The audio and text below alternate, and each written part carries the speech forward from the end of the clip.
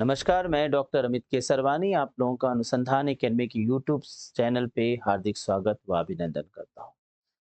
दोस्तों, जहाँ तक मेरी जानकारी में संस्थान शिक्षण संस्थान, कोचिंग संस्थान हैं, वो अधिकतर मिक्स्ड बैग के रूप में कोचिंग चलाते हैं, अर्थात टीजीटी, पीजीटी, नेट सभी चीज़ों को लेकर के कोचिंग च परंतु हम इस बात को फ़ोकस रखते हुए कि स्पेशली कोई नेट की कोचिंग नहीं है, ध्यान में रखते हुए हमने इस संस्थान को स्पेशली नेट के लिए ओपन किया और आज लगभग 1 दशक के ऊपर हम इस कार्य में एक सफलतापूर्वक कार्य को करने में सफल रहे और नेट जेआरएफ के लिए स्पेशल कार्य को करा रहे हैं। यानी कि स्पेशली हम नेट जेआरएफ को फ़ोकस करके स्टडी कराते हैं। इवन टीजीटी और पीजीटी को भी हम अपने बैचेज़ में अलाउड नहीं करते, सिर्फ़ और सिर्फ़ नेट और जेआरएफ के लिए कार्य करते हैं। इस मामले में हमारा इंस्टीट्यूशन एक विशेष इंस्टीट्यूशन है, जहाँ केवल नेट जेआरएफ की ही तैयारी होती है और जगह नेट भी पढ़ाया जाता है, तो हमारे यहाँ नेट ही पढ़ाया जाता है। ए और बी में काफ़ी अंतर होता है। नेट एक ऐसी प्रिपरेशन है जिसको क्वालिफाइड करके आप असिस्टेंट प्रोफेसर के लिए एलिजिबल हो जाते हैं। इससे पूर्व में पीएचडी को इम्पोर्टेंस दिया जाता था, लेकिन हाल ही में पीएचडी के स्थान पर नेट को बहुत महत्व दिया जाता है। वैसे आज भी नेट और पीएचडी दोनों इक्विवेलेंट हैं, किसी भी एक चीज़ को करके आप असिस्टेंट प्रोफेसर के लिए एलिजिबल हो सकते हैं। परंतु नेट करने के बाद अगर आप हाई मेरिट में आते हैं, ज़ेआरएफ क्वालिफाइड होते हैं, तो पीएचडी करने पे अच्छी स्कॉलरशिप मिलती है। लगभग 40,000 के ऊपर एक अच्छी स्कॉलरशिप, 5 साल में 25 से 30 लाख रुपए का एक अच्छा आपको पेटेंट या यूँ कहिए कि एक अच्छा पैकेज प्राप्त होता है, जो रिसर्च के लिए मिलता है। इस प्रकार से रिसर्च करने से आपकी बौद्धिकता का भी विकास होता है और आप अपने आप में सक्षम हो जाते हैं, अपने अध्ययन अध्यापन को कुशलता रूप से कर सकते हैं। इसीलिए हाल ही में नेट जेआरएफ की प्रिपरेशन बच्चों का लोकप्रिय कार्य रहा, लोकप्रिय उद्देश्य हो चुका है। इसी को ध्यान में रखते हुए स्पेशली टारगेट करके अध्ययन अध्यापन कराना आज की मांग है। फोकस किया जाए कि स्पेशली किसी चीज़ को करना है तो उसी कार्य को करना महत्व दिया जाना चाहिए। इसी को ध्यान में रखते हुए मैंने एक अपने स्लोगन को महत्व दिया है, जिसमें संकल्प के स्थान पर विकल्प को महत्व देने के बजाय विकल्प को हटाकर संकल्प को सिद्ध करना ज़रूरी मैं मानता हूँ। यानी कि जहाँ संकल्प है, वहाँ विकल्प का कोई स्थान नहीं और जहाँ विकल्प है, वहाँ संकल्प सिद्ध कर पाना मुश्किल होता है। परंतु आज की डेट में बच्चे जनरली कई एक कार्यों को करते हैं। ये सोचते हैं कि अगर हमारा ये कार्य नहीं होता, तो हम पीजीटी की भी प्रिपरेशन कर लेते हैं, हम टेट की भी तैयारी कर लेते हैं, बीएड कर लेते हैं, इवन पीसीएस और आईएएस सभी परीक्षाओं को देने लगते हैं। देखिए, विकल्प रखना एक मजबूरी हो सकती है, लेकिन आवश्यक मजबूरी बनती जा रही है। यानी कि हम इसको करके ही करेंगे सफलता, इसको लेकर के ही बच्चे अपने प्रिपरेशन को महत्व देते हैं। और जहाँ तक मैं देख रहा हूँ कि इसमें कई मायने में हमारी ऊर्जा बढ़ जाती है और जब ऊर्जा कई जगह बढ़ जाती है, तो सफलता के चांसेस कम हो जाते हैं। इसलिए मैं खुद व्यक्तिगत रूप से मानता हूँ कि एक ही कार्य को बड़ी दक्षता के साथ किया जाए, महत्व देके किया जाए, इम्पोर्टेंस देके किया जाए, तो हम जल्दी सफल हो सकते हैं और अपने लक्ष्य तक प्राप्त कर सकते हैं। इसलिए सबसे पहले तो लक्ष्य का निर्धारण करना आवश्यक है। तो यदि आप नेट और जेआरएफ की प्रिपरेशन कर रहे हैं, तो आपका सिर्फ और सिर्फ एकमात्र लक्ष्य होना चाहिए कि मुझे असिस्टेंट प्रोफेसर बनना है। इसीलिए हम अपने प्रिपरेशन में नेट जेआरएफ की प्रिपरेशन के साथ असिस्टेंट प्रोफेसर की प्रिपरेशन को महत्व देते हैं। यहाँ तक कि असिस्टेंट प्रोफेसर के हायर एजुकेशन की जो जीएस का सेक्शन है, उसका भी प्रिपरेशन अपने फर्स्ट पेपर के बैच के साथ प्रीमियम बेनिफिट्स के साथ इंक्लूड करके देते हैं। अभी हमारा जो बैचेस चल रहा है वो नेट के फर्स्ट पेपर और साथ ही साथ ये विभिन्न विषयों के एक्सपर्ट अपना अध्ययन अध्यापन कराते हैं। समाजशास्त्र विषय को मैं स्वयं ही देखता हूँ, उसी विषय से मेरा नेट और जेआरएफ रहा है, पीएचडी रहा है, उसी विषय को मैं देखता हूँ। लेकिन नेट के फर्स्ट पेपर के सभी कंटेंट्स को मैं डिटेल में देखता हूँ, लेकिन हाल ही में मैंने ये देखा कि नेट के फर्स्ट पेपर में काफ़ी कठिनाई महसूस हो रही है और सिर्फ मुझे ही नहीं, मैंने कई इंस्टीट्यूशंस को देखा कि रिजल्ट देना बड़ा मुश्किल हो जा रहा है, क्योंकि फर्स्ट पेपर में काफ़ी डेप्थ में क्वेश्चन पूछा जाने लगा है। ऐसे में हमने एनालिसिस किया कि इसका प्रमुख कारण क्या है? इसका प्रमुख कारण है शॉर्ट टर्म तैयारी का मंत्र, शॉर्ट टर्म तैयारी। अधिकतर इंस्टीट्यूशन क्रैश कोर्स चलाते हैं। बच्चों की भी ऐसी माँग रहती है कि एग्ज़ामिनेशन से 2 महीना पहले, 3 महीना पहले योजना बनाते हैं कि हमें नेट की परीक्षा दे देनी चाहिए। इसका कारण वही है कि कई एक विकल्प होने की वजह से वो 2 से 3 महीने की प्रिपरेशन में नेट निकाल लेना चाहते हैं। कई बार नेट निकल भी जाता है, क्योंकि नेट बड़ा मुश्किल कार्य नहीं है, 60% के आस-पास अंक आते ही आप नेट निकाल लेते हैं। लेकिन नेट जब तक अच्छे अंकों से नहीं निकलेगा, तब तक जॉब की जो गारंटी वो नहीं मिलेगी। यानी असिस्टेंट प्रोफेसर बनने के लिए आपको नेट अच्छे अंक से होना चाहिए, आपके पास अच्छा नॉलेज होना चाहिए। फर्दर आप अगर जेआरएफ होते हैं तो आपको पीएचडी करना होता है। पीएचडी करने में भी देखा जाता है कि अच्छे नॉलेज ना होना वीकनेस हो जाती है। तो बेहतर नॉलेज के लिए बहुत ज़रूरी है कि हम अपनी स्टडी को काफ़ी डेप्थ से करें, जिससे कि कल को नेट निकलने के बाद अगर हम किसी असिस्टेंट प्रोफ़ेसर के इंटरव्यू में जाते हैं, तो हम बोलने लायक रहें, हमारे पास अच्छी नॉलेज हो जो कि हम बेहतर रूप से प्रोड्यूस कर सकते हैं। देखिए इम्पोर्टेंस क्या है कि नॉलेज जो है वन टाइम इन्वेस्टमेंट है और उसके बाद फिर लाइफ टाइम आउटपुट है। यानी अगर नॉलेज बेहतर है, तो फिर उससे बेहतर कुछ भी नहीं है और इसलिए नॉलेज को अच्छे से गेन करना ज़रूरी है। तो फर्स्ट पेपर की तैयारी में अच्छा नॉलेज देने के लिए समय चाहिए। अब 3 से 4 महीना या 5 महीने के एक बैच में जून के एग्ज़ामिनेशन या दिसंबर के एग्ज़ामिनेशन को टारगेट करके पूरे कोर्स को बेहतर रूप से पढ़ा पाना एक कठिन चुनौती हम शिक्षकों के ऊपर आ चुकी है। इसको ध्यान में रखते हुए मैंने अपने संस्थान में एक विशेष रूप से एक नए प्रकार के बैच का प्रारंभ करने की योजना बनाई है जिसे हम फाउंडेशन बैच कहते हैं। फाउंडेशन बैच एक विशेष बैच होगा जिसमें हमारा उद्देश्य होगा कि हर यूनिट को डेप्थ से पढ़ाया जाए, क्योंकि अकेले अगर रिसर्च को पढ़ाया जाए तो वो भी 1 से डेढ़ महीने के अंदर कंप्लीट कर पाना एक चुनौती है। इसी प्रकार से टीचिंग एप्टीट्यूड में बीएड के कंटेंट, समेट के कंटेंट्स इंक्लूडेड है। अगर उससे बेहतर रूप से पढ़ाया जाए तो उसमें भी 1 डेढ़ महीना। एनवायरमेंटल साइंस का कोर्स बहुत बड़ा है। पीपल एंड हायर एजुकेशन को देखा जाए तो वो भी बहुत बड़ा है। अतः हायर एजुकेशन में समस्त प्रकार के विश्वविद्यालय और सभी प्रकार के शैक्षणिक संस्थानों को पढ़ाना पाना एक कठिन चुनौती हो जाती है। इसको ध्यान में रखते हुए 5 महीने के बैच में हम अपने आप को पूर्ण रूप से कंफर्टेबल नहीं महसूस कर पाते कि हम सही तरीके से सही दिशा में बच्चों को सम्यक ज्ञान दे पा रहे हैं। इसलिए एक 11 महीने के कोर्स को प्रिपेयर करके 11 महीने के बैच को बना करके हमने एक नए बैच की स्थापना की है जिसे हम फाउंडेशन बैच कह रहे हैं।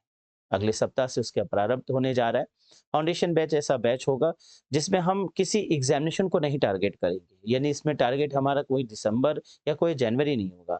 इसमें टारगेट होगा बेहतर नॉलेज, जिसमें हम 11 महीने आपसे समय लेंगे और इसमें अच्छे से प्रिपरेशन कराएँगे, जिसमें हमारा उद्देश्य होगा सिलेबस के हर कंटेंट को गहराई से समझाना। इसके साथ ही साथ 20 वर्षों में आए जो क्वेश्चंस हैं, सन 2004 से लेकर 2024 तक में जितने इम्पोर्टेंट क्वेश्चन हैं, उन्हें हर यूनिट के बाद लगवाना। तो एक कोशिश रहेगा कि अप्रॉक्सिमेटली 100 के ऊपर क्वेश्चंस हर यूनिट के बाद लगवाया जाए, जिससे कि प्रैक्टिस बहुत बेहतर हो सके। और practice makes the man perfect, इसको ध्यान में रखते हुए अगर 20 साल के क्वेश्चंस को हम लगवाते हैं, तो उनसे रिलेटेड कुछ क्वेश्चन रिपीट हो सकते हैं। उनके ऑप्शन से भी नए क्वेश्चंस बन सकते हैं, तो नए क्वेश्चन से भी नई बातें आ सकती है। तो अब तक जनरली जो हमारे बैचेस रहे हैं उसमें हमने 10 साल के क्वेश्चंस या 5 साल के क्वेश्चंस लगवाए, लेकिन अब हम पूरे वर्ष का टाइम लेंगे और हर यूनिट के एंड पे उसके आए हुए 20 साल के यूजीसी नेट के क्वेश्चंस को सॉल्व कराएँगे। ये हमारा उद्देश्य होगा। साथ ही साथ हर यूनिट के एंड में एक परीक्षा, एक टेस्ट रखा जाएगा, जिसमें कि हर यूनिट से रिलेटेड एक टेस्ट यानी 10 मॉडल टेस्ट पेपर को उसके अंदर कंस्टिट्यूट किया जाएगा। इस प्रकार से एक समग्र अध्ययन करने का या अध्यापन कराने का प्रयास किया जाएगा। फाउंडेशन बैच जहाँ तक मेरा स्वप्नीय बैच है, यानी इस बैच में मैं अपनी पूरी विचारधारा, अपना पूरा ज्ञान, जितना भी नॉलेज मेरे पास है, मैं कोशिश करूँगा कि मैं बच्चों को बेहतर रूप से प्रोवाइड कर सकूँ। इसलिए अब मैं आपसे चाहूँगा कि आप एक बार हमारे संस्थान में ज़रूर विज़िट करें और इस बैच के विषय में अधिक जानकारी प्राप्त करें। देखिए, हमारे संस्थान में एडमिशन्स को लेकर के एक डिफरेंट प्रोसीजर अपनाया जाता है। जनरली हर संस्थान में चलती हुई क्लास में ट्रायल और डेमो रखा जाता है। लेकिन जब हम किसी भी यूनिट में अचानक प्रवेश करते हैं, तो कठिनाई महसूस होती है दोनों पक्ष को, बच्चों को भी और शिक्षकों को भी, क्योंकि बीच के किसी सेक्शन से कोई बच्चा अगर क्लास में आता है, तो उसे थोड़ा बहुत जानकारी ही हो पाती है, बेहतर रूप से वो समझ नहीं पाता।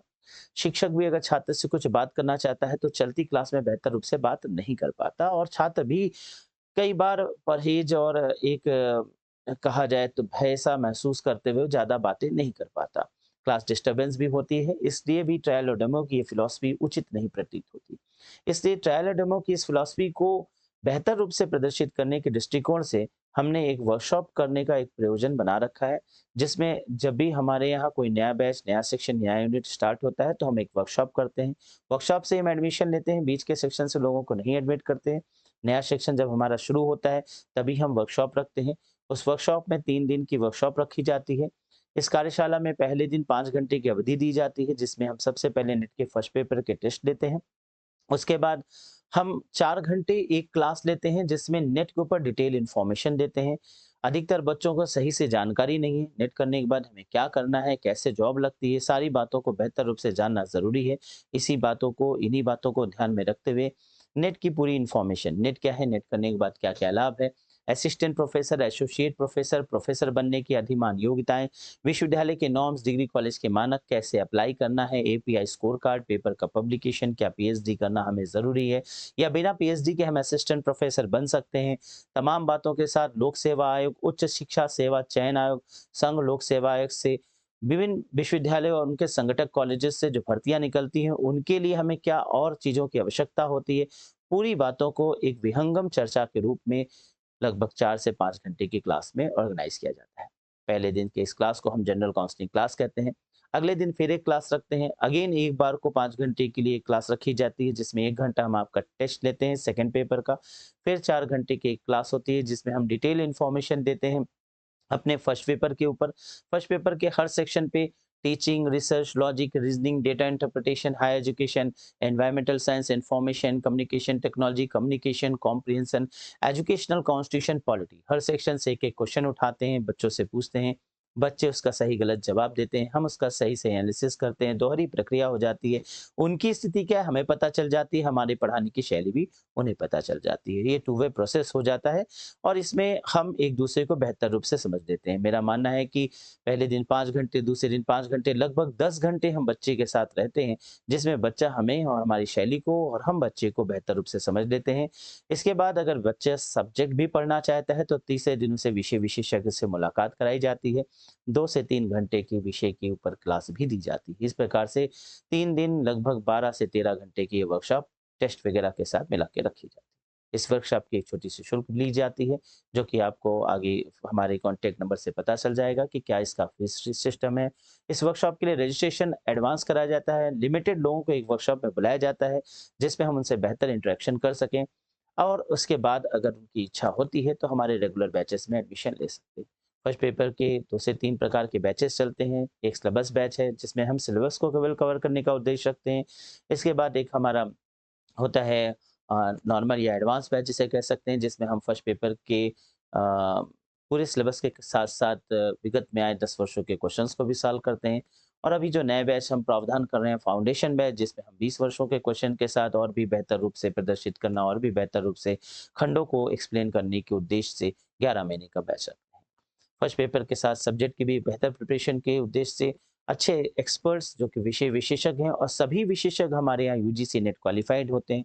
नेट क्वालिफाइड एक्सपर्ट से ही जो जेआरएफ हैं, अच्छी जगह रिसर्च कर रहे हैं या कोई बढ़िया पर्सनैलिटीज़ हैं, उनसे ही हमारे यहाँ एक्सपर्ट नॉलेज प्रोवाइड करते हैं। इस प्रकार से हमारा एक समग्र उद्देश्य होता है कि यूजीसी नेट के क्षेत्र में हमें एक बेहतर माइलस्टोन साबित करना है, अपने कार्य क्षमता को बेहतर रखना है। रिजल्ट एवरीथिंग होता है और अभी काफ़ी अच्छा विगत के बैचेज़ में काफ़ी अच्छे रिजल्ट्स आए हैं। काफ़ी बच्चों ने हमें बेहतर रूप से अपना प्रदर्शन किया है। आशा है कि मैं आप लोगों के लिए अपने ज्ञान के माध्यम से और अपने शिक्षकों के ज्ञान के माध्यम से काफ़ी आपको कुशलता प्राप्त प्रदान करा सकता हूँ। यदि आप इच्छा रखते हैं तो आप हमारे बैचेस के विषय में या वर्कशॉप के विषय में दी गई जानकारी ने लिंक से प्राप्ति इन्फॉर्मेशन ले सकते हैं। मुझे इतना ही सूचना देना था, फिर मैं आपके साथ नई सूचनाओं के साथ ज़रूर मिलूँगा।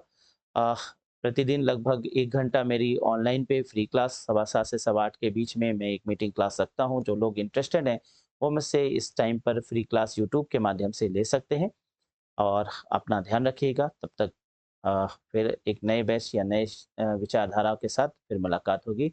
धन्यवाद, नमस्कार।